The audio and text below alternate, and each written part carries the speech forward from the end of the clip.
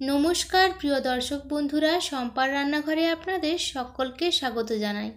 আজ আমি আপনাদের সঙ্গে অনুষ্ঠান বাড়ির মতো স্বাদে পটল চিংড়ির রেসিপি শেয়ার করছি। আশা করছি ভিডিওটি শেষ অবধি দেখবেন। যদি রেসিপিটি ভালো লেগে থাকে তবে চ্যানেলটি সাবস্ক্রাইব করে নিয়ে আমার পাশে থাকার অনুরোধ রইল। আমি যেভাবে পটল চিংড়িটা রান্না করেছি সেইভাবে বানিয়ে নিলে একেবারে অনুষ্ঠান বাড়ির মতোই খেতে হবে। চলুন তাহলে শুরু করি আজকের রেসিপি। পটল চিংড়ি বানানোর জন্য আমি 100 গ্রাম মিডিয়াম সাইজের চিংড়ি মাছ নিয়েছি। চিংড়ি মাছগুলোর মাথার অংশটা আর ওপরে পাতলা খোলার মতো অংশটা বাদ দিয়ে ভালো করে পরিষ্কার করে ধুয়ে নিয়েছি। তারপর পরিমাণ মতো লবণ মাখিয়ে নিলাম। আর এদিকে 300 গ্রাম মতো পটল নিয়েছি। পটলগুলোর অল্প একটু খোসা রেখে একটি পটল 2টি টুকরো করে কেটে রেখেছি। আর আলু নিয়েছি 2টো মিডিয়াম সাইজের। আলুগুলোর খোসা ছাড়িয়ে নিয়ে একটি আলু 4টে টুকরো করে কেটে নিয়েছি। বাকি উপকরণ রান্না করতে করতেই দেখিয়ে দেব। প্রথমেই কড়াইতে সর্ষের তেল গরম করে নিয়ে লবণ মাখিয়ে রাখা চিংড়ি মাছগুলো দিয়ে দিলাম। চিংড়ি মাছগুলো হালকা লাল লাল করে ভেজে নিতে হবে। খুব বেশি কড়া করে ভাজা যাবে না। খুব বেশি কড়া করে মাছগুলো ভেজে নিলে মাছগুলো শক্ত হয়ে যাবে বা চিমড়ে হয়ে যাবে, খেতে খুব একটা ভালো লাগবে না। তাই হালকা লাল লাল করে ভেজে তুলে রাখছি। এবার ওই তেলের মধ্যেই কেটে রাখা পটলগুলো দিয়ে দিচ্ছি। পটলগুলো ভাজার সময় আমি কোনো রকম লবণ ব্যবহার করছি না। লবণ ব্যবহার করলে পটলগুলো নরম হয়ে যাবে আর ভালো করে ভাজা যাবে না।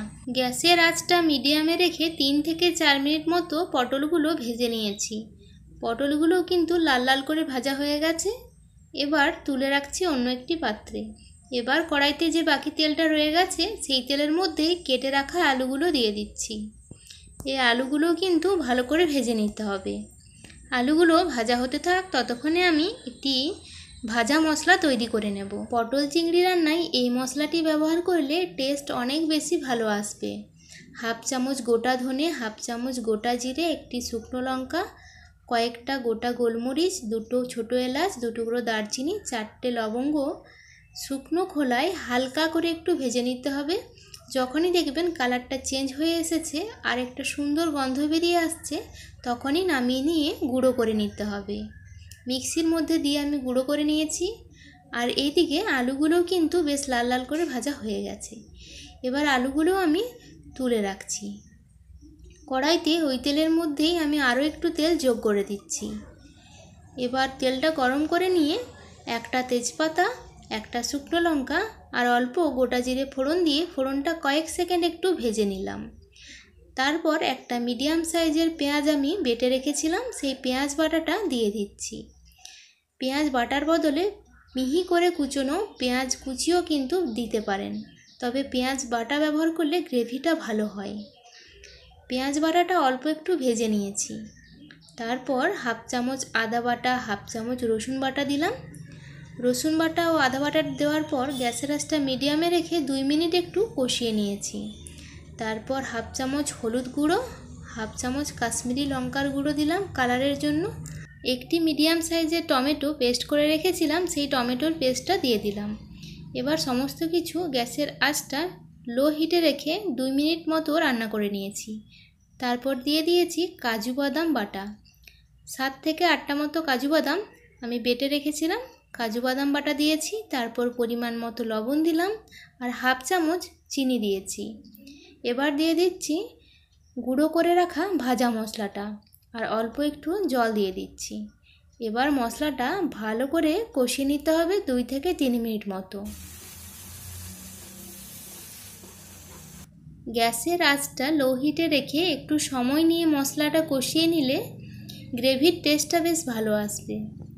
এবার আমি ভেজে রাখা আলু, পটল ও চিংড়ি মাছগুলো দিয়ে দিলাম। সমস্ত কিছু নেড়েচেড়ে ভালো করে মিশিয়ে নিচ্ছি। 1 থেকে 1.5 মিনিট এবার আমি ঢেকে রাখছি, যাতে মশলাটা পটল, আলু এবং চিংড়ি মাছের ভেতর ভালো করে অ্যাবজর্ব হয়ে যায়। কিছুক্ষণ ঢেকে রান্না করে নিতেই মশলা থেকে তেল ছেড়ে এসেছে আর সুন্দর একটা কালারও চলে এসেছে। এবার আমি 1 কাপ মতো নারকেলের দুধ দিয়ে দিচ্ছি। নারকেলটা কুচি করে মিক্সির মধ্যে অল্প জল দিয়ে বেটে নিয়েছি। তারপর ছেঁকে নিয়ে নারকেলের দুধটা নিয়েছি আর ছিপে অংশটা ফেলে দিয়েছি। এর সাথে আমি 1.5 কাপ মতো জলও অ্যাড করছি। পটল এবং আলুটা সেদ্ধ হওয়ার জন্য একটু জল লাগবে। পরিমাণ মতো লবণ দিচ্ছি, তারপর ঢেকে রাখছি মোটামুটি 5 থেকে 6 মিনিট। তবে গ্যাসের আঁচটা লো হিটে রেখেছিলাম। প্রায় 6 মিনিট মতো ঢেকে রান্না করে নিয়েছি। এবার নামিয়ে নেওয়ার আগে অল্প চিনি আর অল্প একটু গরম মশলার গুঁড়ো ছড়িয়ে নেড়েচেড়ে নামিয়ে নিলেই তৈরি হয়ে গেল অনুষ্ঠান বাড়ির মতো স্বাদে পটল চিংড়ি। এইভাবে অবশ্যই একবার বাড়িতে পটল চিংড়ি রান্না করে দেখবেন এবং কমেন্ট বক্সে জানাতে ভুলবেন না যে স্বাদটা ঠিক অনুষ্ঠান বাড়ির মতো হয়েছিল কিনা। আমার সকল দর্শক বন্ধুদের আন্তরিকভাবে ধন্যবাদ জানিয়ে ভিডিওটি শেষ করছি। আমার রেসিপি যদি আপনাদের ভালো লেগে থাকে তবে চ্যানেলটি সাবস্ক্রাইব করে নিতে পারেন পরবর্তী ভিডিও পাওয়ার জন্য।